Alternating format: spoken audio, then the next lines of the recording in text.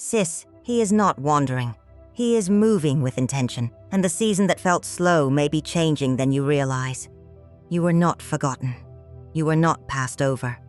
But before you celebrate the arrival, you need to understand why the waiting exposed what was out of balance. The first symbol before us is justice reversed, not as fortune-telling or spiritual authority, but as a mirror.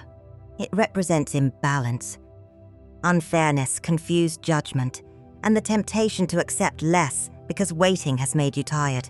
And sis, that matters, because sometimes the greatest threat to a covenant is not delay, it is desperation.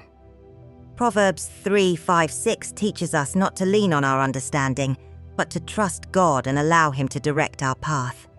That means your feelings can be real without becoming your compass. Loneliness can speak loudly, but it does not always speak wisely. Psalm 37:5 reminds us to commit our way to the Lord and trust Him to act. Notice the order: surrender first, movement second, alignment before acceleration. Point number 1 says, He is coming with clarity, not confusion. A man prepared for covenant will not keep you trapped in guessing. He will not offer intense words and inconsistent actions. He will not ask for access to your heart while refusing responsibility for how he handles it. Attraction says, I want your attention. Intention says, I am prepared to honor your life. Think about Joseph. Before he could lead a household, protect a family, and carry responsibility, his character was tested in private. His promotion looked delayed, but the delay revealed whether he could be trusted. In the same way, the right relationship is not merely about finding someone who feels strongly. It is about meeting someone whose character can carry what his feelings begin. And here is what many women miss. God may have allowed imbalance to teach you what peace does not feel like. Justice Reversed asks a question. Have you ever called anxiety chemistry? Have you ever called inconsistency mystery? Have you ever excused disrespect because you feared starting over? Sis, the shift begins when you stop negotiating against your discernment. The man moving toward marriage will not require you to abandon wisdom to recognize him. He will come with honesty, stability, and direction. But there is a reason he could not arrive earlier, and it concerns what God was restoring inside you. The next symbol before us is strength, not as a prediction, and not as spiritual authority, but as a mirror of what God was rebuilding beneath the surface. The image shows gentleness beside power, calm beside instinct, a woman who does not defeat the lion by becoming louder than it. She remains steady enough not to be ruled by it. And sis, that is what had to return to you. Your standards had to become stronger than your fear of being alone. Your identity had to become more stable than another person's opinion of you. Your peace had to become valuable enough that you would no longer exchange it for temporary attention. Because being chosen is not always the same as being valued. Someone can choose you for access, comfort, validation, or convenience. But value produces care. Value considers consequences. Value does not merely ask, can I have her? It asks, am I prepared to honor what has been entrusted to me? For too long. Romantic attention may have felt like confirmation. A message made you hopeful. A promise made you invest. A moment of intensity made you imagine a future that consistent behavior had not yet built. But attention is not covenant readiness. Strength asks another question. Can you remain open without becoming unguarded? Can you desire love without making desire your master? Can you recognize peace when your nervous system has been trained to expect uncertainty? That restoration takes time. Think about Leah. She spent years hoping that being chosen by Jacob would finally make her feel loved. She named her pain through each attempt to earn what his heart would not freely give. But when Judah was born, something changed. She said, "This time I will praise the Lord." Her focus began to move away from begging a man to confirm her worth. Sis, that was strength. Not pretending the rejection did not hurt. Not denying the desire to be loved. But refusing to let another person's limitation become the definition of her value. The delay was not necessarily punishment. It was preparation. God was teaching you to stop entering relationships from the question, "What must I do to keep him?" and begin asking, "Does this connection honor the woman I am becoming?" The man prepared for your healed heart could not properly meet you while you were still negotiating from woundedness. You might have mistaken his steadiness for boredom. You might have tested his consistency because chaos felt more familiar. You might have distrusted the very peace you had prayed to receive. So God restored your ability to recognize what is safe. But while your strength was being rebuilt internally, something was also being confronted inside him. A responsibility became impossible to avoid. A loss may have exposed what hesitations was costing him. Or an awakening may have forced him to decide what kind of man he intended to become. And sis, whatever happened in that private place, is the reason his movement toward marriage may be accelerating now. The next symbol before us is the Two of Pentacles reversed. Not as fortune-telling, and not as a promise about one particular man, but as a mirror of what happens when a life can no longer be carried through constant juggling. Something had to become clear. A man may desire love long before he is prepared to sustain it. He may enjoy your presence, admire your character, and imagine a future with you while still lacking the structure required to build one. Desire can awaken quickly. Responsibility develops differently. And sis, that matters. Because marriage does not only ask, "Do I love her?" It asks, "Can I be consistent when life becomes demanding? Can I manage what has already been placed in my hands? Can I speak honestly when the truth is uncomfortable? Can I make decisions without leaving her to carry the emotional weight of my indecision?" The Two of Pentacles reversed represents the moment when juggling stops working. Priorities must be chosen. Distractions must be confronted.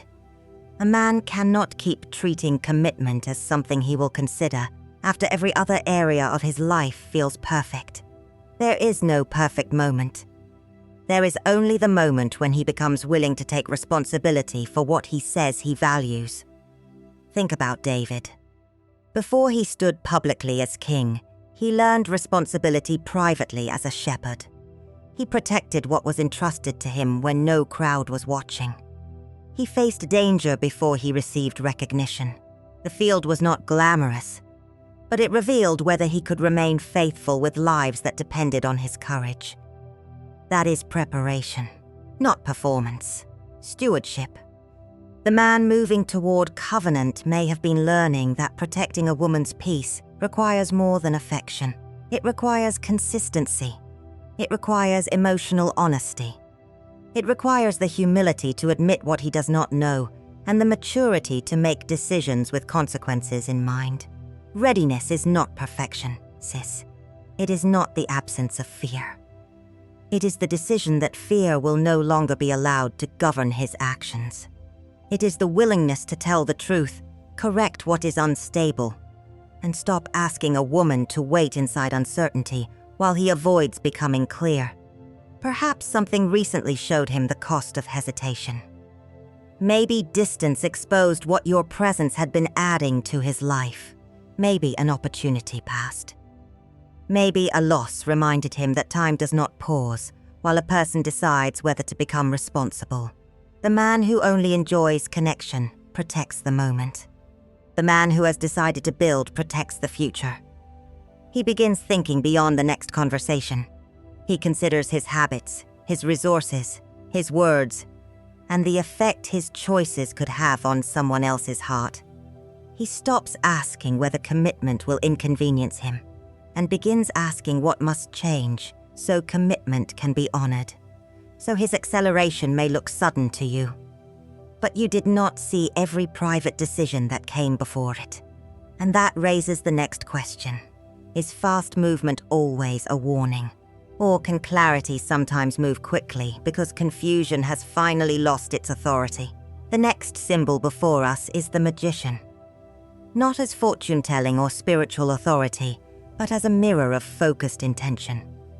The image represents someone who is no longer scattered between possibilities. What is in his mind begins to move through his hands. Thought becomes action, desire becomes decision, and SIS, that is the difference. A prepared man may move quickly, but he will not move carelessly. Speed is not the same as instability. Decisiveness is not the same as control. Pursuit is not the same as pressure. Unhealthy urgency says, "Trust me before you know me." It asks you to ignore unanswered questions because the emotion feels strong. It makes boundaries sound like rejection. It demands promises before consistent behavior has created safety. But covenant-minded urgency moves differently. It says, "I know what I want, and I am willing to show you why my intentions can be trusted."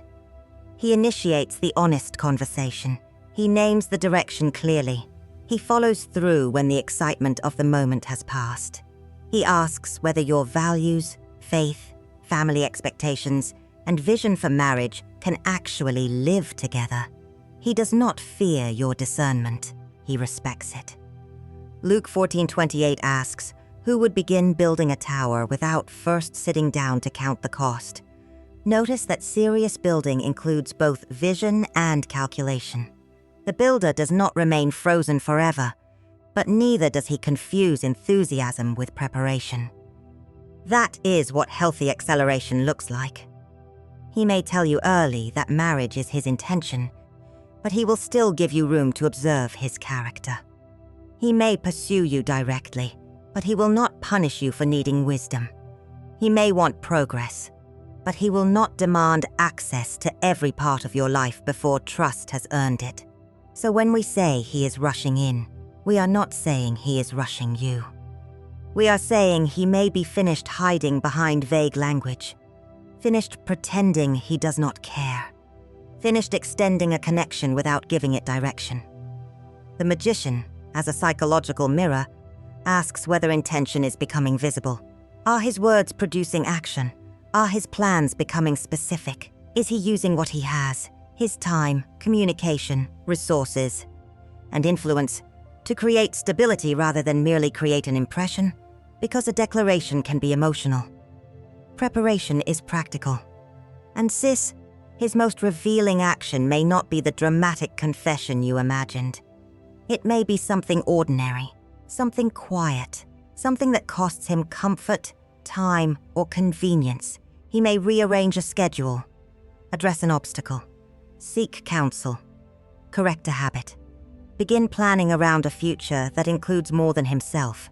That ordinary shift will tell you more than 100 romantic speeches, because the man imagining marriage talks about how beautiful it could be. The man preparing to make you his wife begins reorganizing his life, so there is somewhere for covenant to stand. And the next symbol before us is the Two of Swords, not as fortune-telling or spiritual authority, but as a mirror of the decision that can no longer be postponed. The image represents a person holding two choices in tension, trying to preserve stillness while the future waits for an answer. But covenant cannot be built through permanent indecision.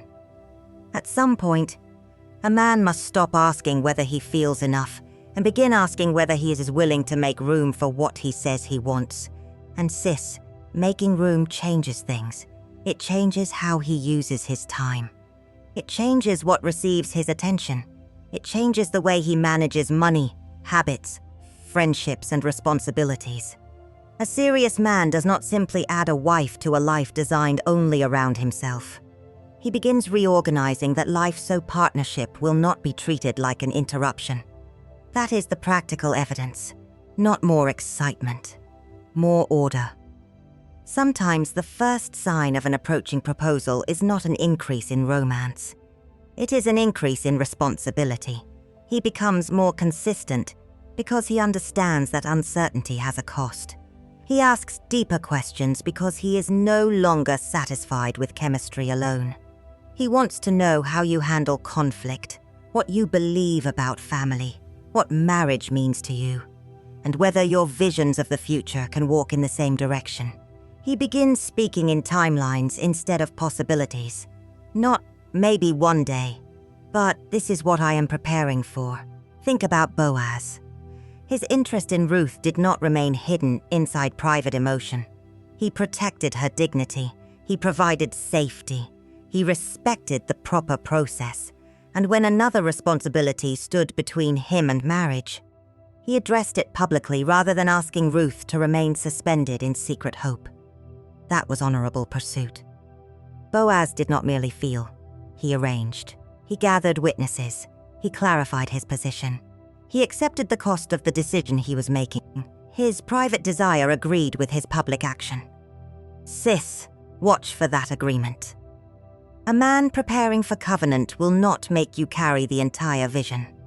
He will consider how his choices affect your future.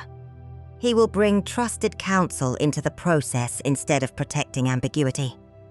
He will allow accountability to strengthen what secrecy once kept weak. The Two of Swords asks whether hesitation is still protecting wisdom, or merely protecting comfort. Because there comes a moment when refusing to decide becomes a decision of its own. And perhaps that is what changed inside him. Perhaps he finally understood that delay does not preserve every opportunity. Sometimes delay turns possibility into loss. So what happens inside a man when he realizes the woman he values will not remain emotionally available forever? The next symbol before us is the Tower. Not as fortune-telling or spiritual authority, but as a mirror of the moment when an old assumption can no longer remain standing. Sometimes what awakens a hesitant man is not competition. It is recognition. He recognizes that your peace no longer depends on his attention. He notices that you have stopped explaining your worth to someone who should be able to see it.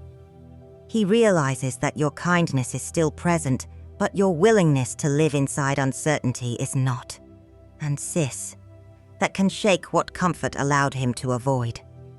Because as long as you were always available, always understanding, and always willing to wait without direction, hesitation may not have felt costly. He could enjoy the connection without confronting what his indecision was doing to it. But something changed. You did not become cold. You became clear. You did not withdraw to manipulate him. You stopped abandoning yourself to keep an unstable connection alive. You stopped sending extra messages to repair silence you did not create. You stopped turning his uncertainty into your assignment. That is not playing hard to get. That is healing. Proverbs 4:23 teaches us to guard the heart because everything we do flows from it. Guarding your heart does not mean building a wall against love. It means refusing to give unlimited access where responsibility has not been demonstrated. And boundaries do not drive away a prepared man. They reveal him. A man who only wanted easy access may become frustrated when your standards return. But a man who truly values you may finally understand that affection without decision will not preserve the future he imagined. The Tower represents that internal collapse, not the destruction of love, but the destruction of denial, the belief that there will always be more time, the assumption that your heart will remain in the same place while he continues to delay. Perhaps he saw you becoming peaceful without him. Perhaps he realized that you could move forward without bitterness. Perhaps another season was approaching, and he understood that silence could soon communicate an answer he never intended to give. So he may feel compelled to speak now. Not because you chased him into clarity, but because your healing removed the comfort of ambiguity. Still, SIS, listen carefully. Urgency by itself is not proof of covenant. Counterfeit pursuit can also become intense when access is being lost. A controlling man may rush forward because he fears losing influence, not because he is prepared to accept responsibility. So the next test is not how quickly he approaches. It is what he approaches carrying. Is he rushing toward accountability, or merely rushing to regain control? The next symbol before us is the Two of Wands. Not as fortune-telling or spiritual authority, but as a mirror of intention standing at the edge of action. The image shows someone looking beyond the present, considering distance, direction, and what it will require to move forward. And SIS, This is where discernment becomes essential. The right man may rush toward you, but he will not rush you. Counterfeit urgency says, "Give me an answer now." It demands reassurance before responsibility has been established. It asks for exclusivity, while keeping its own intentions undefined. It wants forgiveness without repair, trust without evidence, and access without accountability. That is not pursuit, that is pressure. Genuine urgency sounds different. It says, ask what you need to ask. It does not punish you for remembering what inconsistency once cost you. It gives you room to observe whether the words spoken today remain true tomorrow. A prepared man will tell the whole truth, even when part of that truth may disappoint you. He will not edit his history to secure your approval. He will not use spiritual language to silence reasonable questions. He will not call your boundaries fear simply because they prevent him from moving at the speed of his emotions. SIS, Matthew 7 teaches us that a tree is recognized by its fruit, not by its volume, not by its urgency, not by how convincing it sounds in one intense conversation. Fruit takes observation. And that may be difficult when inconsistency has trained your heart to respond more strongly to uncertainty than to peace. Anxiety can feel like chemistry because it keeps your mind occupied. Stability may initially feel quiet because it does not force you to decode every interaction. But unfamiliar does not mean wrong. Peace may feel less dramatic because it is not threatening to disappear. The Two of Wands asks whether he is merely looking at the future or preparing to step into it. Does he welcome accountability? Does he respect wise counsel? Does he make room for your voice? Or does he treat your discernment as an obstacle to overcome? Do not sabotage healthy pursuit because fear tells you every quick decision must be dangerous. But do not baptize pressure as destiny. Do not call control protection. Do not call possessiveness passion. Do not call emotional intensity evidence of covenant. The difference will become visible. A man rushing to regain control wants the relationship hidden inside a private agreement where no one can question him. A man rushing toward responsibility brings his intentions into the light. He accepts witnesses. He welcomes counsel. He allows his words to become accountable beyond the moment. Because the final evidence is not simply that he desires you privately. It is that his private desire becomes a public decision. So what does a man do when he is no longer merely hoping to have you, but preparing to stand before others and accept responsibility for the relationship? The next symbol before us is the Seven of Wands reversed, not as fortune-telling or spiritual authority, but as a mirror of resistance being lowered. The image represents the moment when someone stops defending uncertainty and decides that hiding behind obstacles is no longer enough. Because when a man is prepared to accept responsibility, he stops protecting ambiguity. He defines the relationship. He brings the connection into the light. He speaks with a different tone because the conversation is no longer about preserving access. It is about establishing direction. And sis, you will hear the difference. He begins asking questions that reach beyond emotion. What does marriage mean to you? How do you understand family? What do you need in order to feel secure? And what challenges must be addressed before two lives can responsibly come together? Not hidden, not halfway, not someday without direction. A marriage-minded man does not treat serious conversation like pressure he must escape. He understands that clarity protects both people. He includes trusted voices. He is willing to receive counsel. He addresses unfinished matters instead of expecting love to cover what honesty has not confronted. That is public responsibility.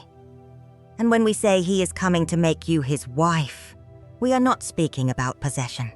Covenant does not mean, you belong beneath my control. It means, I am choosing to honor, serve, protect, and build with you. Ephesians 5:25 teaches a husband to love sacrificially. That means marriage-minded love asks what it must give, not only what it hopes to receive. Sis, pay attention when strategic ambiguity disappears. He no longer introduces you as someone whose place in his life remains undefined. He no longer keeps important people unaware, while telling you privately that the relationship is serious. His words begin carrying accountability because other people can see the direction he has chosen.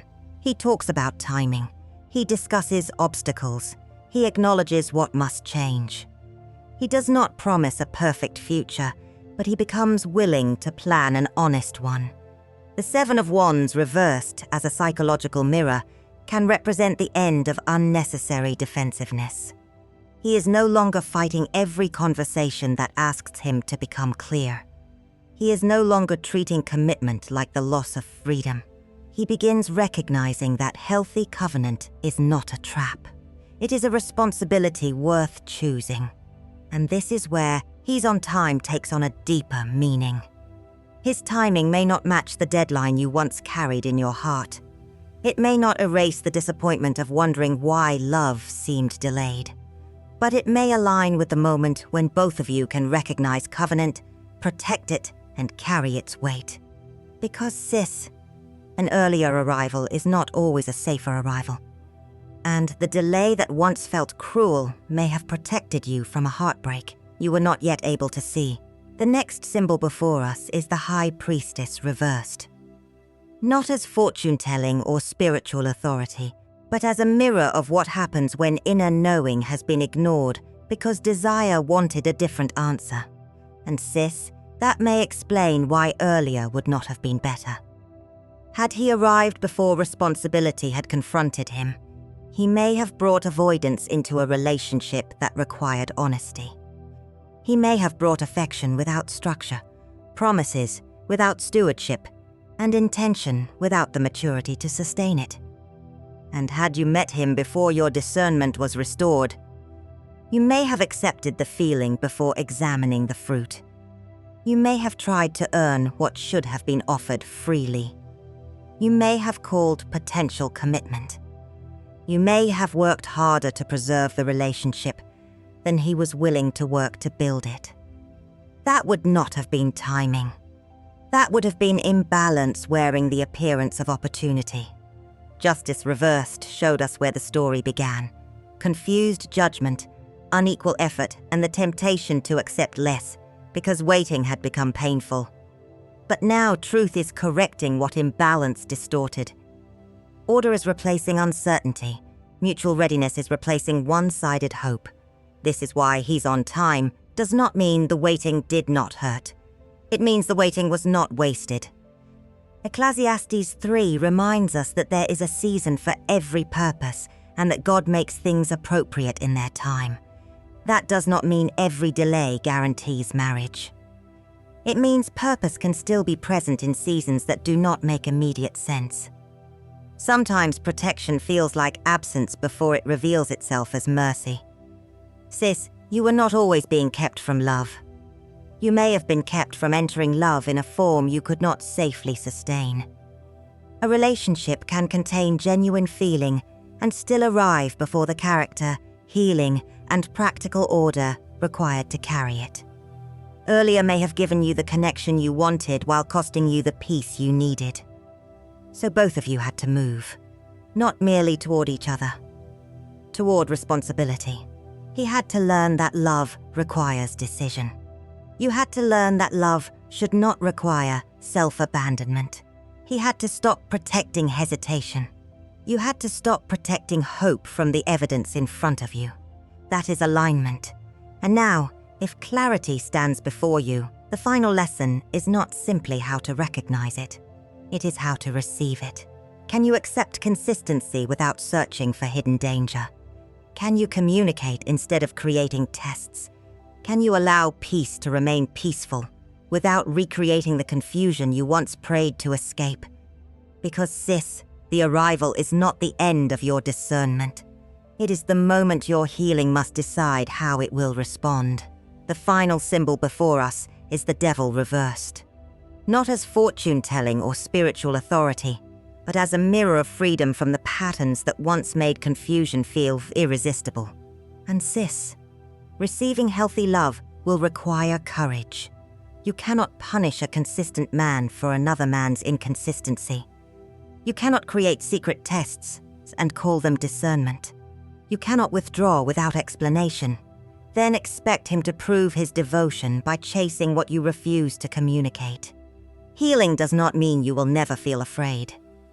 It means fear no longer controls how you love.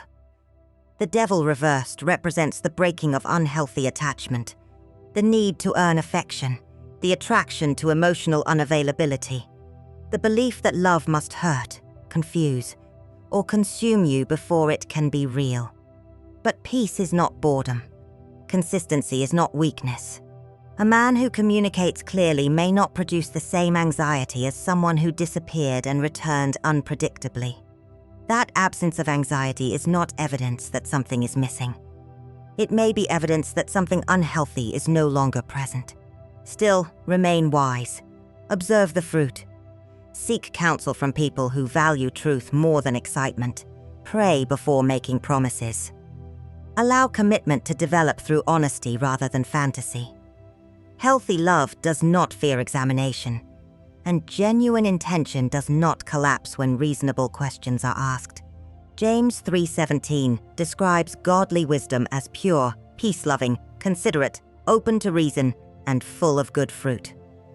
Notice that wisdom produces peace without requiring blindness. That is the balance. Alignment before acceleration. Intention rather than attention. Pursuit without pressure. Private desire becoming public responsibility. And timing that produces peace instead of panic.